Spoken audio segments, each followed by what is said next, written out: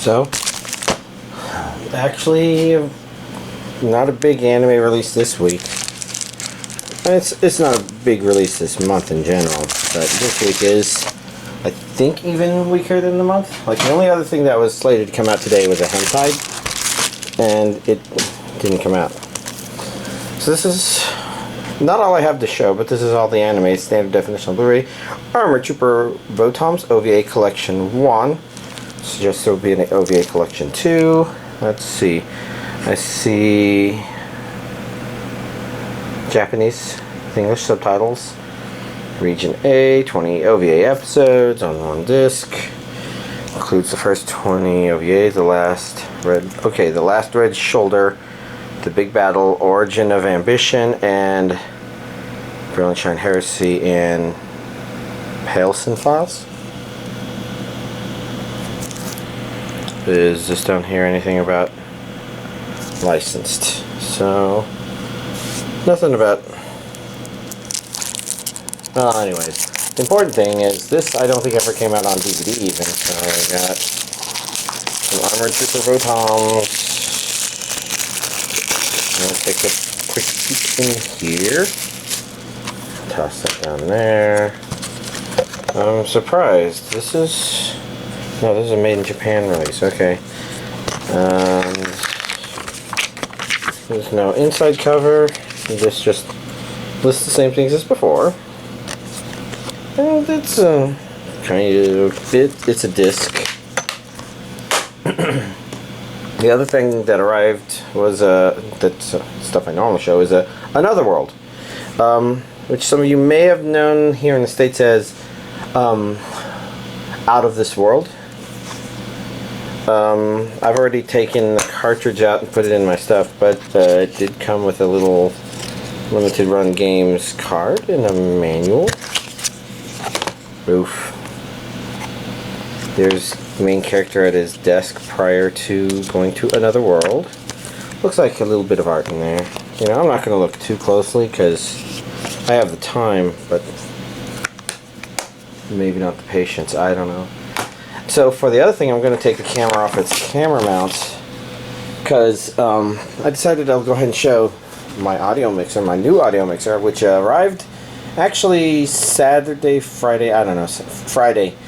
So the big advantage of this is I have 4 XLR inputs. As you can see, I've got 3 plugged in. I could plug them into line-in stuff on the other one, but this, the other one I had, which was a 502 version of this. This is a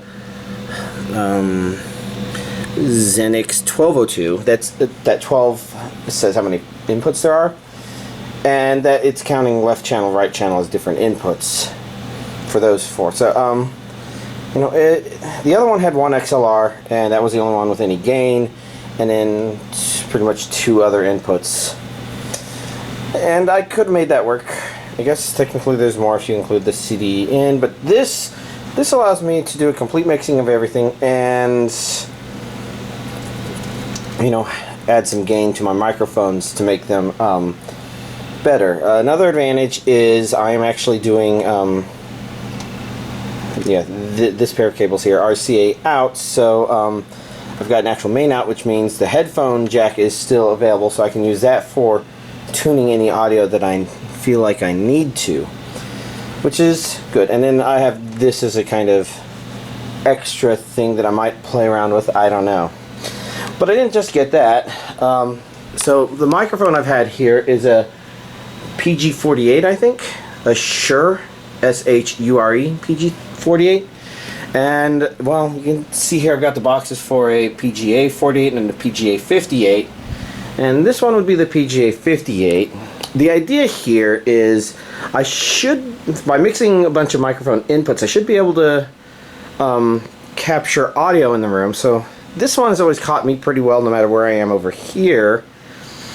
And this one is pointed here where my guests would sit, with the idea being that it would catch their audio pretty well. But it's not the only one that would, because down here, floating out of the TV, is where the PGA 48 ended up. Alright, the 58 is obviously the black one, and this 48 is sticking out here, and it looks like it's resting on that thing, but it's not. Or it shouldn't be. The idea being that in this rat's nest back here, you can kind of see it's, you know, standing and actually leaning to the side, really interestingly. And that one's pointed straight out. It catches people sitting right here really well, and that one should catch anybody sitting to the side. So the idea here is, I guess, pretty much this spot would be the only spot where people wouldn't get caught. And I guess I could turn them and adjust that however much I want, or plugged in another microphone, because I do have another one. And I have a 100-foot XLR cable, so I could run a cable back all the way over there. But I don't know.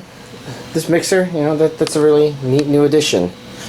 So, you know, there's not much else to show in terms of new stuff here, I think. So, here's this week's anime DVD collection update. Well, I didn't really watch or play anything. There was some hanging out on VR chat, of course, which, you know, I just kind of sort of do. I fired up Mortal Kombat 11 a little last night just to go through some of the tutorials, because tomorrow there's going to be a little Mortal Kombat 11 thing at work, and you know, I'm a part of the gaming committee and I kind of want to help run it, participate in it, and you know, make it something that people can do stuff with. But unfortunately, I completely suck at it, and I don't think that's going to change, because you know, I've played some fighting games before, and sometimes I get a feel for characters, but I kind of don't feel like I'll get a feel for Mortal Kombat 11. I mean, I'll probably play it a bit tomorrow and get my butt kicked, which, you know, you need people whose butts get kicked, so that's always good. But for the most part, I don't really expect it to be notable, and, you know, that wasn't even like an hour of playing it last night, so I'm not sure if I can really say anything about it. It simply is. I would have been more interested in giving Another World a try. You know, that's the thing that arrived today. But way back when, I only ever played the demo. And even that part was kind of eh. I'm not quite sure if I want to do that. And what comes after that, I'm kind of aware of some of the stuff in the game after that, but I'm not quite sure if I want to have to deal with, oh, I died because I didn't use a because I used a slightly stronger charge here, or I didn't know that I was supposed to use a shield here, or something like that. I guess in a way it kind of reminds me of Dragon's Lair, except a little more cinematic, which is kind of weird comparing to Dragon's Lair, because that one is literally, you know, a bunch of animatic scenes. But I think you kind of understand how when you go through that, you can kind of feel like you got the clips all put together to make it sort of feel cinematic, but maybe the flow doesn't, because it's, you're here, and the things you encounter along the way, while there's a pattern-ish to them, don't really dictate a flow to the story so much as eventually you get to the end and there's a dragon that you have to face. In a way, I guess Dragon's Lair 2 may be more cinematic, but putting all of that aside, Jesus, that's right, Beethoven turned into... yeah, I kind of wanted to, kind of didn't want to, didn't. And obviously, like I said, there wasn't any watching of pretty much anything anime or animated. Part of the problem was a combination of three things, really. I mean, I guess I played some Mario Kart and Super Smash Brothers with a brother, but like, of this past week, 3 of the days were targeted to being up in Round Rock, which isn't very far away or anything like that, but it means being away from my anime and my video games, even if I bring video games along or maybe some anime along. But I'm mostly staying at other people's places, and since that was combined with doing a whole lot of little chore things here and there, such as the audio mixer was, unboxing that and getting all the boxes out of the way and making sure the cables were all everywhere. I did the actual setting up of it and the recabling Monday night.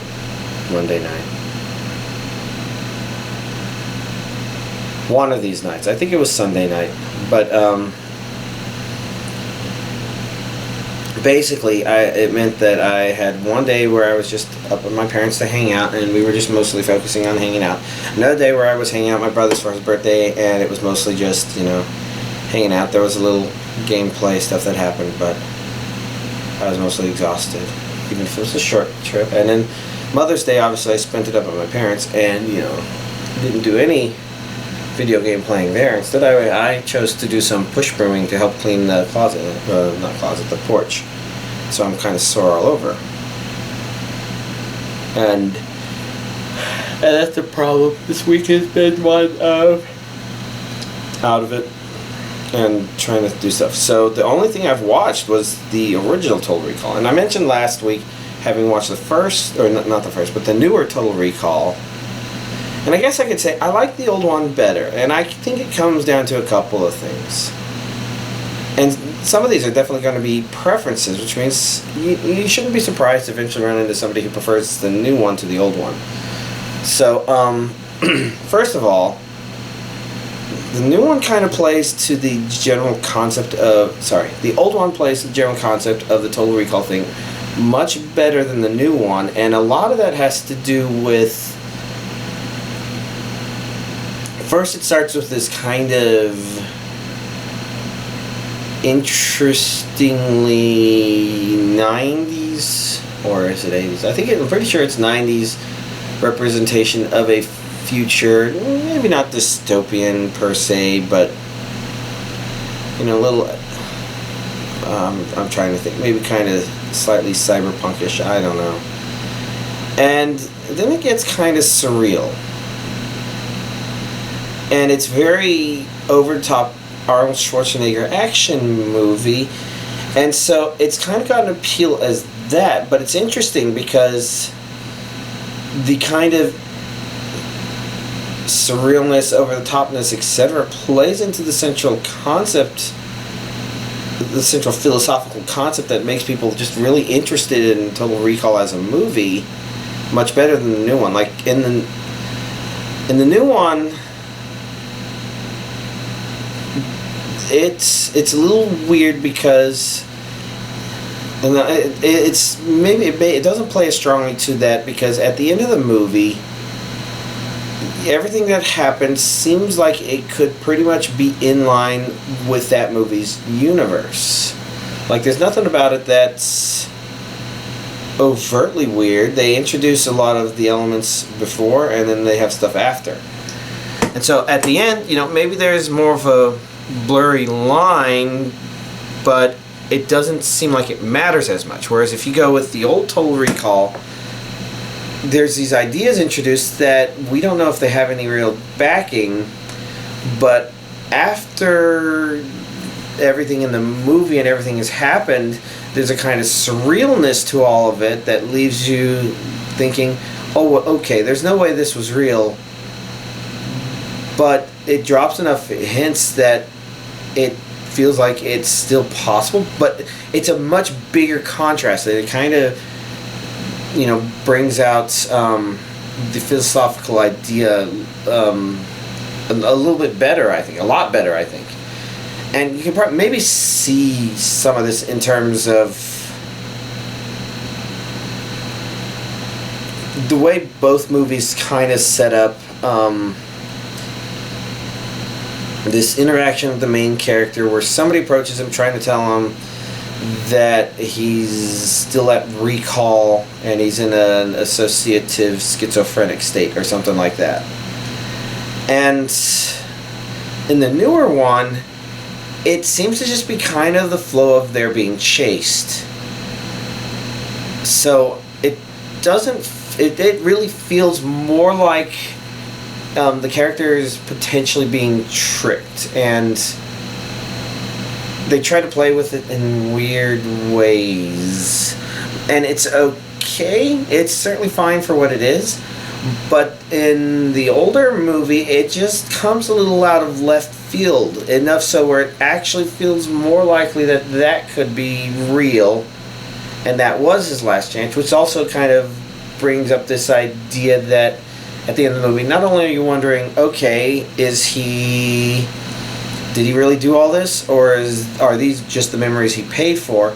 But if they are the memories he paid for, is he going to wake up and go back to normal life afterwards? Or is his mind pretty much gone for all intents and purposes? He's stuck in the delusion, and in the real world he's just a lobotomized recall customer, another statistic or something weird like that. Which isn't to say that the new movie doesn't have things going for it. I kind of like the way the new movie transitions really well.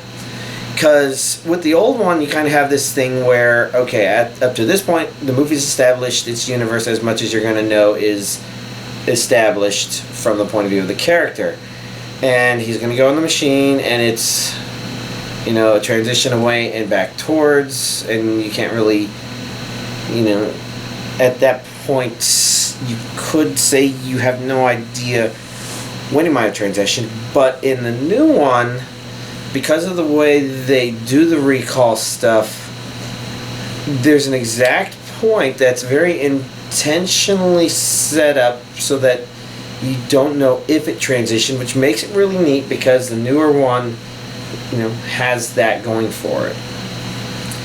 But, you know, and as far as my own preferences, again, I think the older one kind of showcases the idea of what is real and what is fake memories a little bit better, just because there's this much wider gap between before and after that leads us to that you know, if we're watching it, we can be like, I don't really see how this is, because we can especially call, you know, we can easily just ignore a lot of the Arnold Schwarzenegger stuff, just because, you know, after the incident, after the visit to recall, he's acting like an Arnold Schwarzenegger character. Whereas before that, he's acting like a kind of domestic Schwarzenegger character. And we can easily forget how over the top sometimes a good hammy Schwarzenegger movie can be. But the truth of the matter is they presented two characters, and it doesn't really feel like they're the same characters. In fact, if there's one interesting thing about it, it's that none of the characters that are the same characters ever feel like the real characters. And I can't really say the same about the new one, because you kind of feel like there's some sameness to a lot of the personalities. And, you know, that's on top of a couple of other things about the new movie kind of not making sense. But, you know, that's kind of ridiculous to say in the context of, oh yes, if people are exposed to slightly more radioactive atmosphere because they don't get as high quality filtered air, they'll mutate and some of them will have psychic powers. That, you know, that's kind of campy. But it's campy in the same line as the rest of the movie. I don't know. That back and forth is kind of interesting to think about. And, you know, it was interesting because when I first rewatched it, I was like, I'm not quite sure how I'm going to decide which one I like more than the others. But the more I thought about it, the more it became obvious why I enjoyed one over the other in terms of the theming. And this is not... This is leaving out that the... as curious as the scenario in the later one is, the original one and its Mars stuff is, you know, kind of excellent science fantasy. Like, I call it science fiction, but the idea is some of that stuff is fantastical. I don't know. It's all interesting stuff. Anyways, yes, I was just thinking that the bad guys in the old Total Recall are also less reputable people in Stargate SG-1, which is also kind of neat.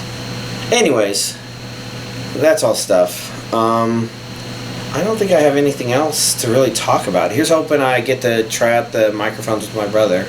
You know, he said he's got a lot to do and he may be a little later, so I I guess we'll see. But if he doesn't show up, I'll still probably try to do something. Maybe try to do some stuff with people online. That would be kind of cool. But, oh well, I guess we'll find out. Y'all, have a nice week.